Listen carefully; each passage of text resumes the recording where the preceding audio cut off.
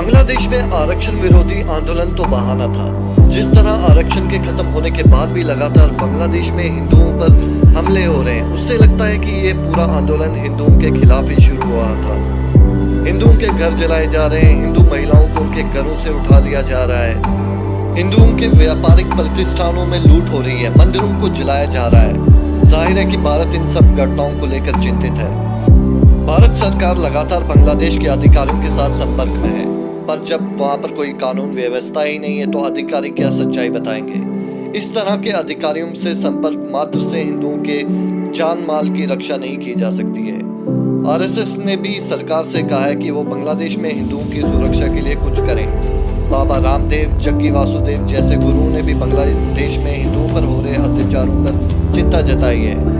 क्या अब समय नहीं आ गया है कि भारत वैसे ही हिम्मत और तत्परता दिखाए जैसा 1971 में देश ने दिखाया था। भारत हिंदुओं की रक्षा के लिए क्या कर सकता है? इस बात से कोई इनकार नहीं कर सकता कि शेख हसीना भारत के प्रति पूर्ण समर्पित थी। चीन और अमेरिका के दबाव में भी उन्होंने कोई ऐसा काम नहीं किया जो भारत के हितों के विपरीत जाता। पूर्व उत्तर के आतंकवाद को पस्त करने में भी शेख हसीना ने मोदी सरकार की बहुत मदद की। पूर्व उत्तर के तमाम आतंकी संगठनों के ट्रेनिंग कैंप जो बांग्लादेश में चल रहे थे, उन्हें खत्म करने में उन्होंने मदद की। कई कुख्यात आतंकियों को भारत को बांग्लादेश से सौंपकर आतंकवाद पर लगाम लगाने का काम किया। जाहिर है कि अभी कुछ साल अवामी लीग फिर से सत्ता में आने से रही। बीएनपी की खालिदा जिया शुरू से ही पाकिस्तान और अमेरिका समर्थक रही है।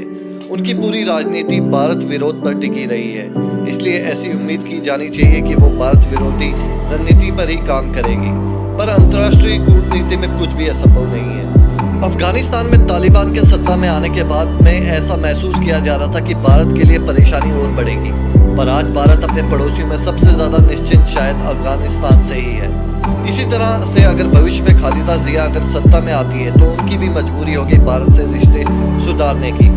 अगर सैन्य शासन कंटिन्यू होता है तो उसे भी भारतीय समर्थन की जरूरत होगी। इसलिए हिंदुओं को बचाने के लिए सबसे पहला प्रयास तो वर्तमान में बांग्लादेश में जो भी सत्ता में आए उससे बात करने की होनी चाहिए। अगर फिर भी हिंदुओं के खिलाफ हिंसा नहीं रुकती है तो दूसरे कदमों पर विचार करना चाहिए।